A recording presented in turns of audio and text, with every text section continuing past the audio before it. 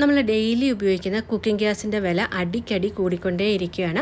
അപ്പം ഗ്യാസ് ഉപയോഗിക്കുന്ന സമയത്ത് നമ്മൾ അറിഞ്ഞിരിക്കേണ്ട കുറച്ച് കാര്യങ്ങളും പിന്നെ നമ്മുടെ കിച്ചണിൽ ഉപയോഗപ്രദമായിട്ടുള്ള നല്ല അടിപൊളി ടിപ്പുകളും ഒക്കെ ചേർത്തിട്ടുള്ളതാണ് കേട്ടോ ഇന്നത്തെ നമ്മുടെ വീഡിയോ. അപ്പം വീഡിയോ കണ്ടു നോക്കിയിട്ട് ഇഷ്ടപ്പെടുവാണെങ്കിൽ സപ്പോർട്ട് ചെയ്തേക്കണേ. നോൺ വെജൊക്കെ വാങ്ങി നമ്മൾ കുക്ക് ചെയ്യുമ്പം വീട്ടിനുള്ളിലൊരു സ്മെല്ലുണ്ടാവും, പ്രത്യേകിച്ച് കിച്ചണിലൊക്കെ. അതുപോലെ തന്നെ നോൺ വെജൊക്കെ വാങ്ങുന്ന ദിവസങ്ങളിൽ ഈച്ചയുടെ ശല്യം അല്ലെങ്കിൽ ചില ദിവസങ്ങളിൽ വൈകിട്ടുണ്ടാകുന്ന കൊതുകിൻ്റെയൊക്കെ ശല്യം മാറാനായിട്ട് അടിപൊളി ഒരു ടിപ്പ് പറഞ്ഞുതരാം കേട്ടോ. അതിന് വേണ്ടത് ഒരു ചെറിയ പീസ് പട്ടയാണ്, പിന്നെ നമുക്ക് കുറച്ച് വിക്സ് വേണം. ഞാനിപ്പോൾ ഒരു വലിയ പീസ് പട്ട എടുത്തിട്ടുണ്ട്. ഇത്രയൊന്നും വേണ്ട കേട്ടോ, ചെറിയൊരു പീസ് ഇതിൽ നിന്ന് ഒടിച്ചെടുത്തിട്ട് ആ പട്ടയിലേക്ക് നമ്മൾ എടുത്ത് വെച്ചിരിക്കുന്ന വിക്സ് നല്ലതുപോലെ നമുക്കൊന്ന് തേച്ച് കൊടുക്കാം. അതിനുശേഷം ഇത് കത്തിച്ച് നമ്മൾ ലിവിങ് റൂമിലോ കിച്ചണിലോ ഒക്കെ വെക്കുകയാണെങ്കിൽ നോൺ വെജൊക്കെ ഫ്രൈ ചെയ്തിട്ടുണ്ടാകുന്ന ആ സ്മെല്ല് പെട്ടെന്ന് മാറിക്കിട്ടും. അതുപോലെ തന്നെ സന്ധ്യാസമയത്തുണ്ടാകുന്ന കൊതുകിൻ്റെ ശല്യം, ഈച്ചയുടെ ശല്യമൊക്കെ മാറാനായിട്ട് അടിപൊളി ഒരു ടിപ്പാണ് കേട്ടോ. കേരളം വിട്ട് പുറത്തൊക്കെ താമസിക്കുന്നവർക്കറിയാം, നമ്മൾ നോൺ വെജൊക്കെ ഫ്രൈ ചെയ്ത് കഴിഞ്ഞാൽ അടുത്തുള്ളവർക്ക് ചിലപ്പോൾ ഇഷ്ടപ്പെടത്തില്ല. എല്ലാവരും നോൺ വെജ് കഴിക്കുന്നവരാവത്തില്ല. അങ്ങനെയുള്ളവർക്കൊക്കെ ചെയ്യാൻ പറ്റുന്ന അടിപൊളി ടിപ്പാണ്. ചില സമയങ്ങളിൽ വൈകുന്നേരം ഉണ്ടാകുന്ന കൊതുകിൻ്റെ ശല്യം മാറ്റാനും ഇതേ ടിപ്പ് തന്നെ ചെയ്യാറുണ്ട് കേട്ടോ. ഇങ്ങനെ നമ്മൾ കത്തിച്ച് വെക്കുമ്പോൾ നമ്മുടെ ലിവിങ് റൂമിലൊക്കെ നല്ലൊരു സ്മെല്ലായിരിക്കും കേട്ടോ. അപ്പോൾ ഒന്ന് ചെയ്ത് നോക്കിയിട്ട് നിങ്ങളുടെ അഭിപ്രായം പറയാൻ മറക്കരുതേ. കുറച്ച് കൂടുതൽ ദിവസം നാരങ്ങ ഫ്രിഡ്ജിൽ വെച്ചാൽ ഉണങ്ങി കല്ലായിട്ടിരിക്കും. പിന്നെ നമ്മളിതെടുത്ത് പിഴിയാൻ നോക്കുമ്പം നീരൊന്നും കിട്ടത്തില്ല. അപ്പം ഇതുപോലെ ഉണങ്ങി കല്ലായിട്ടിരിക്കുന്ന നാരങ്ങയിൽ നിന്ന് മാക്സിമം നീര് കിട്ടാനായിട്ട് അടിപൊളി ഒരു സൂത്രം കാണിച്ചു തരാം കേട്ടോ. ഇതിപ്പോൾ ഞാൻ സാമ്പാറിനുള്ളത് വേവിച്ചതിന് ശേഷം നല്ല ചൂടോടെ ഇരിക്കുന്ന കുക്കറാണ് കേട്ടോ. ഈ കുക്കറിന് മുകളിലേക്ക് നല്ല കല്ല് പോലെ ഇരിക്കുന്ന നാരങ്ങ ഒന്ന് വെച്ച് എല്ലാ സ്ഥലവും തിരിച്ചും മറിച്ചും ഒക്കെ ഒന്ന് വെച്ച് കൊടുക്കണം കേട്ടോ. 2-3 സെക്കൻഡ് ഇതുപോലെ ഒന്ന് വെച്ച് കൊടുക്കുകയാണെങ്കിൽ നമ്മുടെ നാരങ്ങ നല്ല സോഫ്റ്റ് ആയിട്ട് കിട്ടും. എൻ്റെ കുക്കറിന് മുകളിൽ നാരങ്ങ വെക്കാൻ പറ്റത്തില്ല കേട്ടോ, ഇത് ഉരുണ്ട് താഴെ വീഴും. ചില കുക്കറൊക്കെ നമ്മൾ നല്ല പരന്നിരിക്കുന്നതിൻ്റെ മുകളിൽ നാരങ്ങ വെച്ചിട്ട് 2 സെക്കൻഡ് കഴിയുമ്പോൾ തിരിച്ചും മറിച്ചുമൊക്കെ ഒന്ന് വെച്ച് കൊടുക്കുകയാണെങ്കിൽ നല്ല സോഫ്റ്റ് ആയിട്ട് കിട്ടും. ഇനി അതെടുത്തിട്ട് നമ്മൾ പിഴിഞ്ഞ് നോക്കുകയാണെങ്കിൽ നല്ല നീര് കിട്ടും കേട്ടോ. അതല്ലാന്നുണ്ടെങ്കിൽ നമ്മുടെ കുക്കിംഗ് ഒക്കെ കഴിഞ്ഞ് നമ്മുടെ ഗ്യാസ് സ്റ്റൗവിന് ചുറ്റും നല്ല ചൂടുണ്ടാവുമല്ലോ, ആ ഒരു ചൂടിൽ നമ്മുടെ നാരങ്ങ എടുത്ത് വെച്ച് കൊടുത്താൽ പെട്ടെന്ന് തന്നെ നമുക്ക് സോഫ്റ്റ് ആയിട്ട് കിട്ടും. അപ്പോൾ ഇനി മുതൽ നല്ല ഉണങ്ങി കല്ലായിട്ടിരിക്കുന്ന നാരങ്ങ പിഴിയുന്നതിന് മുമ്പ് ഇതിലേതെങ്കിലും ഒരു ടിപ്പ് ചെയ്ത് നോക്കിയാൽ മതി കേട്ടോ.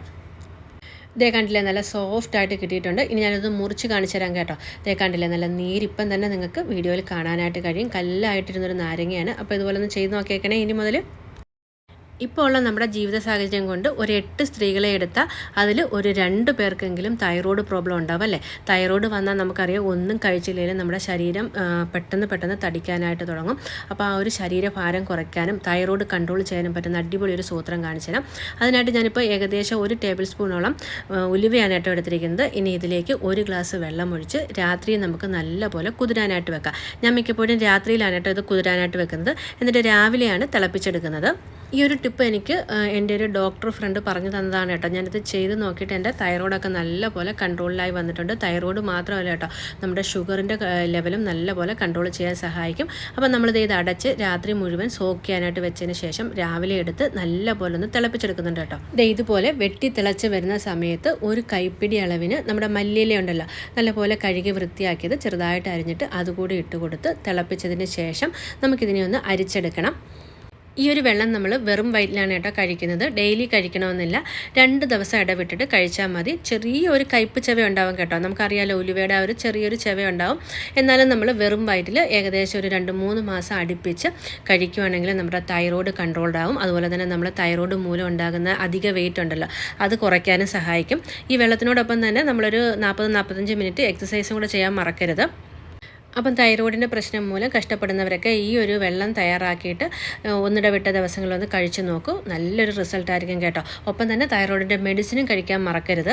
വീട്ടിൽ നമ്മൾ നെയ്യും എണ്ണയൊക്കെ ഒഴിച്ചു വെക്കുന്ന കുപ്പികൾ കഴുകാനായിട്ട് എടുത്താൽ കുറച്ച് ബുദ്ധിമുട്ടാണ്. കുപ്പിയുടെ ഉൾഭാഗത്തും പുറത്തുമൊക്കെ ആ ഒരു എണ്ണ മെഴുക്കും പശപ്പശപ്പും ഒക്കെ ഒട്ടിപ്പിടിച്ചിരിക്കും. ഇതിപ്പോൾ നമ്മൾ സ്ക്രബ്ബറൊക്കെ ഉപയോഗിച്ചിട്ട് കഴുകിയാലും സ്ക്രബ്ബറിൽ മൊത്തം നെയ്യായിട്ട് പിന്നെ ആ സ്ക്രബ്ബർ കൂടെ നമ്മൾ വൃത്തിയാക്കേണ്ടി വരും. അപ്പോൾ അടിപൊളി ഒരു സൂത്രം കാണിച്ചു തരാം കേട്ടോ. അതിനായിട്ട് ഇതുപോലെ കുറച്ച് ഐസ് ക്യൂബ് എണ്ണ ഒഴിച്ച് വെച്ചിരിക്കുന്ന കുപ്പിയിലേക്ക് ഇട്ട് കൊടുത്തിട്ട് നമ്മൾ ഏത് ഡിഷ് വാഷ് ലിക്വിഡാണോ ഉപയോഗിക്കുന്നത് അതും കൂടി ഇതിലേക്ക് കുറച്ചൊഴിച്ച് നല്ല പോലെ ഒന്ന് ഷേക്ക് ചെയ്ത് നോക്കും. പെട്ടെന്ന് തന്നെ നമ്മുടെ കുപ്പി വൃത്തിയായി കിട്ടും. സ്ക്രബ്ബറൊന്നും ഇട്ട് ഉരച്ച് തേച്ചൊന്നും കഴുകണ്ട കേട്ടോ. ഒട്ടും തന്നെ നമ്മുടെ കയ്യിൽ എണ്ണമെഴുക്കോ പശുപശുപ്പോ ഒന്നും വരത്തില്ല. ഇത് ഇതുപോലെ ഒന്ന് ഷേക്ക് ചെയ്തെടുത്താൽ തന്നെ ആ കുപ്പിക്കുള്ളിലുള്ള എണ്ണമെഴുക്കും പശുപശുപ്പും ഒക്കെ മാറിക്കിട്ടും കേട്ടോ. ഇതേ ടിപ്പ് തന്നെ നമ്മൾ നോൺ വെജൊക്കെ വേവിക്കുന്ന പാത്രങ്ങൾ, പ്രത്യേകിച്ച് നമ്മൾ ബീഫൊക്കെ വേവിക്കുന്ന സമയത്ത് അതിൻ്റെ നെയ്യൊക്കെ പറ്റി പിടിച്ചിട്ട് പാത്രങ്ങളൊക്കെ കഴുകിയെടുക്കാനായിട്ട് കുറച്ച് ബുദ്ധിമുട്ടായിരിക്കും. അങ്ങനെയുള്ള സമയത്ത് ഇതുപോലെ കുറച്ച് ഐസ് ക്യൂബ് ഇട്ട് കൊടുത്തിട്ട് നമ്മൾ ഉപയോഗിക്കുന്ന ലിക്വിഡ് ഡിറ്റർജൻറ്റും കൂടെ അതിലേക്ക് ഒഴിച്ച് ഒന്ന് നമ്മൾ കറക്കിയെടുക്കുമ്പോൾ തന്നെ നല്ലപോലെ നമ്മുടെ പാത്രം ക്ലീൻ ആയിട്ട് കിട്ടും. ഈ കുപ്പി ഞാനൊന്ന് കഴുകി കൂടി നിങ്ങൾക്ക് കാണിച്ചു തരാം. കണ്ടില്ലേ, നമ്മുടെ കുപ്പി നല്ല കണ്ണാടി പോലെ തന്നെ ക്ലീൻ ആയിട്ട് കിട്ടിയിട്ടുണ്ട്.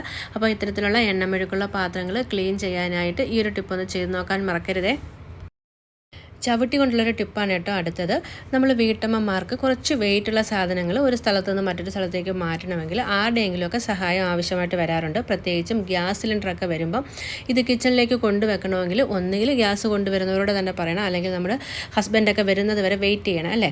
അപ്പോൾ ഇനി മുതൽ അതിൻ്റെ ആവശ്യമില്ല കേട്ടോ. അത് ഇതുപോലൊരു ചവിട്ടിയിലേക്ക് സിലിണ്ടർ വെച്ച് കൊടുത്തിട്ട് പതുക്കെ ഒന്ന് വലിച്ചു കൊടുക്കുകയാണെങ്കിൽ നമ്മുടെ തറയിൽ പോറലൊന്നും വീഴാതെ അനായാസമായിട്ട് നമുക്ക് ഗ്യാസ് സിലിണ്ടർ ഇതുപോലെ മൂവ് ചെയ്യിക്കാനായിട്ട് പറ്റും. കൈവേദന ഉള്ളവർക്കും ഷോൾഡർ പെയിൻ ഉള്ളവർക്കും ഗ്യാസ് സിലിണ്ടർ എടുത്ത് വെക്കാനായിട്ട് പറ്റുന്ന അടിപൊളിയൊരു ടിപ്പാണ് കേട്ടോ.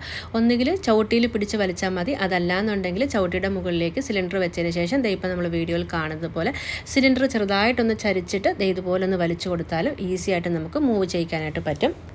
നമുക്കെല്ലാവർക്കും അറിയാം, യുദ്ധവും മറ്റും കാരണം ഗ്യാസിൻ്റെ വില അടിക്കടിക്ക് കൂടിക്കൊണ്ടിരിക്കുകയാണ്. നമ്മൾ ഉപയോഗിച്ചുകൊണ്ടിരിക്കുന്ന ഗ്യാസ് സിലിണ്ടറിനുള്ളിൽ എത്രത്തോളം ഗ്യാസ് ഉണ്ടെന്ന് അറിയാനായിട്ട് അടിപൊളി ഒരു സൂത്രം കാണിച്ചു തരാം കേട്ടോ.